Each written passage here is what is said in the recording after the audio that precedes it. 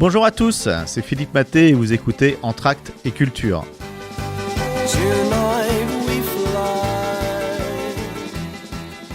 Aujourd'hui, nous accueillons Neil Hannon, le leader et seul membre permanent du groupe Divine Comedy. Neil Hannon n'est pas anglais, comme certains pourraient le croire, mais il est irlandais, enfin irlandais du Nord. Depuis plus de 30 ans, ce fils de pasteur publie des albums de pop où il interprète d'une voix de crooner un peu maladroit des chansons aux mélodies élégantes et aux orchestrations raffinées. Il a commencé à connaître un large succès avec son troisième album qui s'intitulait Casanova. C'était au milieu des années 90, en pleine vague Britpop. Mais en fait, la musique de Divine Comedy se moque des modes. Elle a d'ailleurs toujours eu un petit côté suranné et hors du temps, puisant ses influences dans la pop orchestrale des années 60, notamment dans l'œuvre de Scott Walker. En une douzaine d'albums, Neil Hannon a su écrire sa propre musique, qui rencontre toujours d'ailleurs un bel écho auprès du public français. Je l'ai rencontré à la fin juin, dans un hôtel à Paris, pour parler donc de son nouvel album qui sort ce 19 septembre, Rainy Sunday Afternoon. Neil Hannon, bonjour. Rainy Sunday Afternoon est votre premier album depuis 6 ans. Entre-temps, vous avez publié une compilation, sorti une intégrale de vos œuvres en coffret, interprété à la Philharmonie de Paris 10 de vos albums. Enfin, vous avez en quelque sorte fait le ménage, rangé un petit peu les placards. Est-ce que vous voyez ce 13e album comme un nouveau départ ? I mean, maybe. Eh bien peut-être. It's certainly, when you have a long period of time between albums. Tu sais, quand il y a un long laps de temps entre deux albums, forcément, quand tu reviens, tu as une vision un peu différente, un autre état d'esprit. Mais je ne l'ai pas du tout vu comme un nouveau départ. Je me suis juste dit, bon, tout ça, c'est fini. Est-ce que je peux retourner à mon propre travail, s'il vous plaît ? Je serais sûrement beaucoup plus riche si je ne faisais que des bandes originales pour des films hollywoodiens. Mais je ne peux pas vivre sans faire mes propres albums. C'est là où je veux être. C'est comme mon passe-temps. Ce nouvel album vous voit revenir à ce qui fait le son de Divine Comedy après le dernier album qui s'appelait Office Politics, qui était un peu plus influencé par les synthés. Certaines chansons même ont pris du temps d'ailleurs, comme Achilles. Well, I wrote it, in that time that I was making Foreverland. À l'époque où je faisais Foreverland, j'ai été inspiré par un poème que j'ai lu. C'était le centenaire du début de la Première Guerre mondiale. Et je râlais parce que je venais d'avoir 43 ans, ou quelque chose comme ça. Shaw Stewart écrivait sur la mythologie, Achille et la guerre de Troie. Et il faisait des références à ça. Et moi, je faisais des références à lui, qui faisait des références à ça. Et j'aime bien cette idée. Le temps passe sans arrêt, on est juste des petites poussières. Et puis à 43 ans, j'étais déjà 2 fois plus vieux que Shaw Stewart quand il a été tué à la guerre. Donc je devrais me sentir chanceux. Et puis cette chanson ne pouvait pas être sur Foreverland, parce que cet album était centré sur les relations, l'amour. On l'a enregistré 2 fois pour Office Politics. Mais ça ne marchait pas.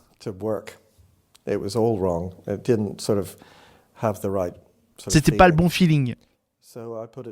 Alors, je l'ai mise de côté encore une fois. Et quand j'ai commencé à avoir une idée claire du son de ce nouvel album, je me suis dit, là, je peux entendre Achille d'une manière qui fonctionne super bien sur ce disque. Et c'est le cas, donc c'est bien.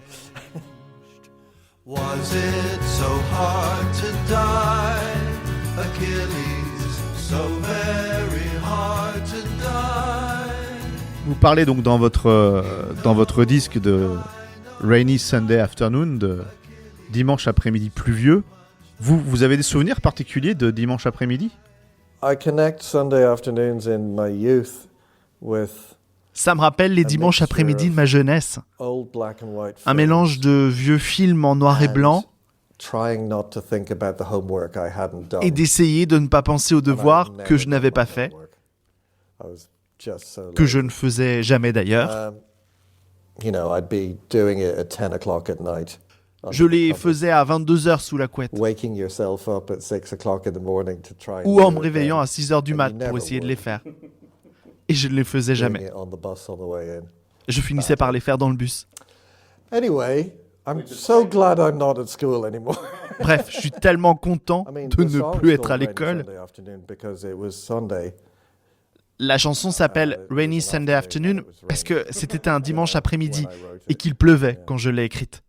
Dans les albums de Divine Comedy, on trouve toujours des chansons d'amour, d'autres inspirées par la littérature. Et il y a un cahier des charges à remplir? There is not. No. I mean, there's a way I like to work. J'ai une manière de travailler, mais c'est toujours une combinaison de choses et parfois c'est fluide. Ce n'est jamais facile, ça je peux te le dire. Chaque album apporte son lot de défis différents. Et la difficulté, quand tu vieillis, c'est d'être original, de rester pertinent, sans juste recycler les mêmes trucs. Et ce qui pose problème, c'est aussi ce qui est bien. Parce que plus tu vieillis, plus tu as de l'expérience. Et tu sais mieux comment écrire des chansons, comment ça fonctionne. Tu vas plus vite, c'est moins aléatoire. Mais du coup, tu as aussi moins d'accidents heureux, donc moins d'originalité peut-être. Il faut bosser plus pour être original. C'est vraiment agaçant. Vous avez 54 ans maintenant? Est-ce que c'est plus compliqué d'écrire des chansons pop quand on a dépassé la cinquantaine? Oui. Tu ne peux plus écrire juste sur des aventures sexuelles aléatoires, parce que ça n'arrive plus.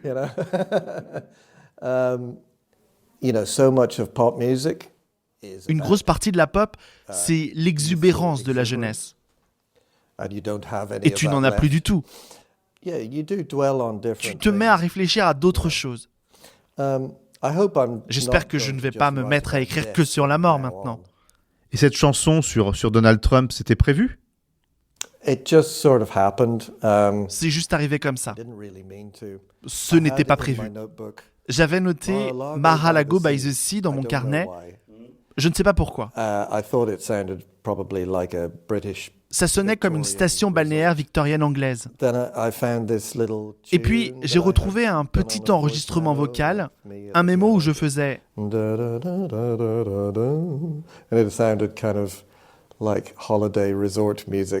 Et ça sonnait comme la musique d'un mauvais duo qui jouerait dans un hôtel de vacances. Et je me suis dit, tiens, il y a un truc là-dedans. Et puis, ça a commencé à ressembler à Trump, assis dans sa cellule de prison, nostalgique de chez lui.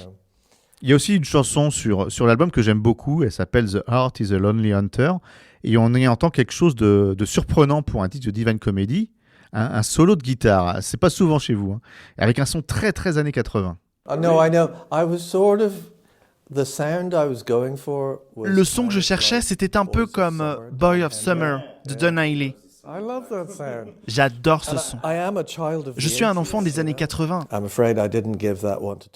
Et j'ai pas laissé ce morceau à Tosh. Je me suis dit, celui-là, je le joue moi-même, c'est trop fun. J'adore jouer de la guitare. J'ai juste arrêté parce que je n'écrivais plus ce genre de morceaux.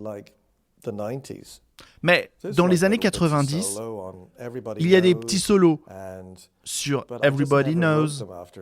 Mais j'en ai plus écrit après un certain temps, car ça ne collait plus au style de mes chansons. Mais là, il en fallait un. Sinon, la chanson ne serait pas complète. Ça reste éloigné des musiques que l'on entend habituellement chez Divine Comedy. Je sais que la plupart de ce que je fais est complètement démodé, mais c'est moi. Ce n'est pas que je sois nostalgique de ma jeunesse, parce que j'ai pas grandi à l'époque de ces sons-là. J'aime juste la musique des années 50, 60, début 70. Il y a un peu de début des années 70 sur cet album. Ce son à la Glenn Campbell ou Neil Diamond. J'aime ces disques. J'ai des goûts très variés.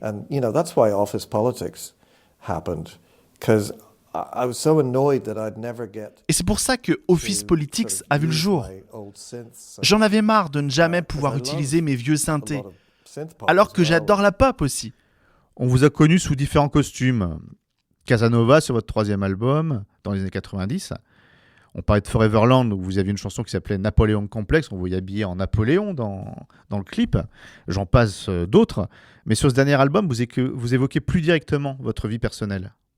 Possibly. I think sometimes you kind of can't hide anymore. Je pense que parfois tu ne peux plus te cacher. Je vais sûrement recommencer à me cacher sur le prochain album. Mais bon, il y a une chanson sur mon père, une autre sur ma fille.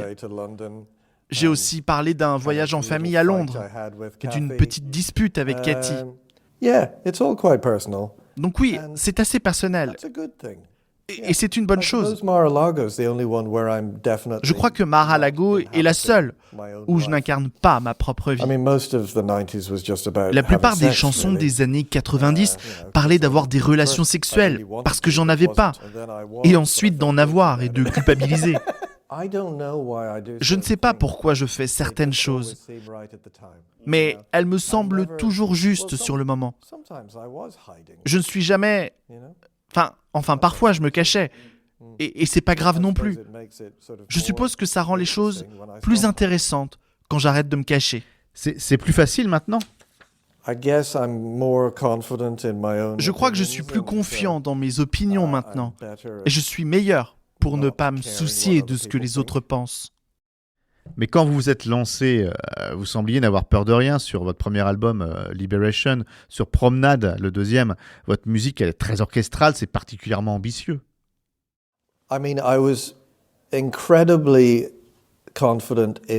J'étais incroyablement confiant dans mes propres capacités. Mais je n'étais pas du tout sûr que qui que soit d'autre aimerait.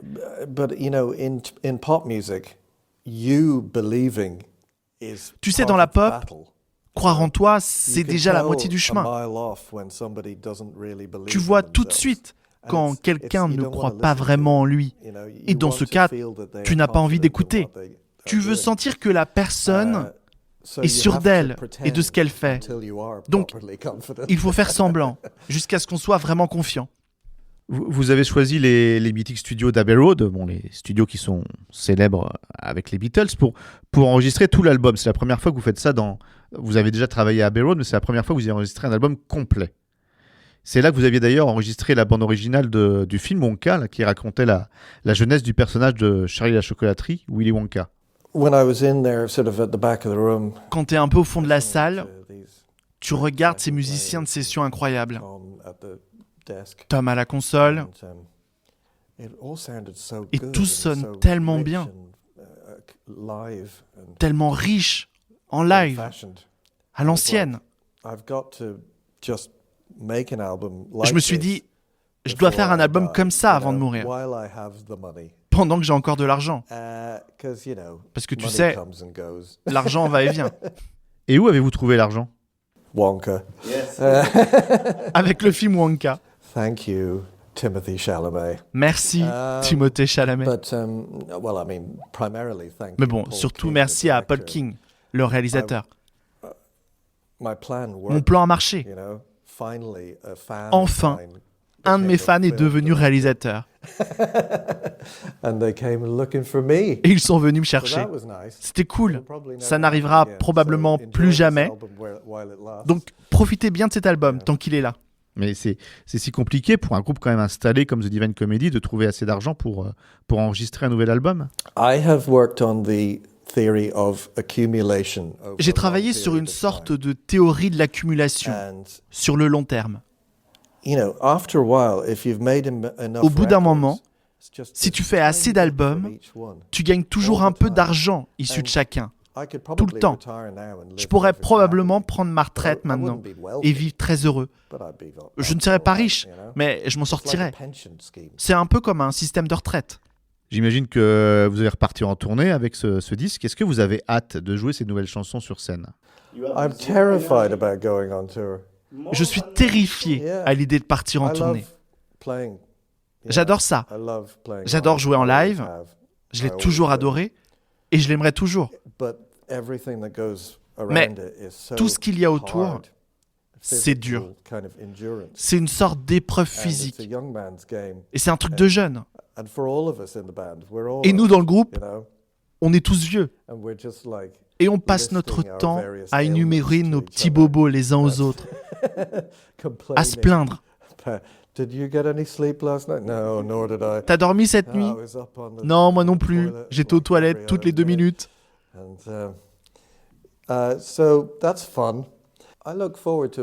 D'un côté, j'ai hâte, mais de l'autre, il faut que je prenne une grande inspiration et que j'y aille à fond. Je me dis que je pourrais dormir quand je rentrerai à la maison. Qu'est-ce qui pourrait vous faire arrêter un jour de jouer de la musique? I think it's only physical, dilapidation that can stop me, really. Je pense que seule une sorte de détérioration physique pourrait m'arrêter. Parce qu'en vrai, il n'y a rien d'autre que j'ai envie de faire. Et je ne vais pas manquer d'idées. Et si j'en ai pas manqué jusqu'ici, j'en manquerai jamais. Mais vous vous imaginez encore faire des albums à 60 ans ou plus? Oh, I hope so, yeah. J'espère, oui. J'en suis à 13 maintenant. Je pense que je peux arriver à 20 si je m'y mets sérieusement. Ce serait un bon objectif. J'aime bien les chiffres ronds. Et je pourrais aussi faire un deuxième coffret.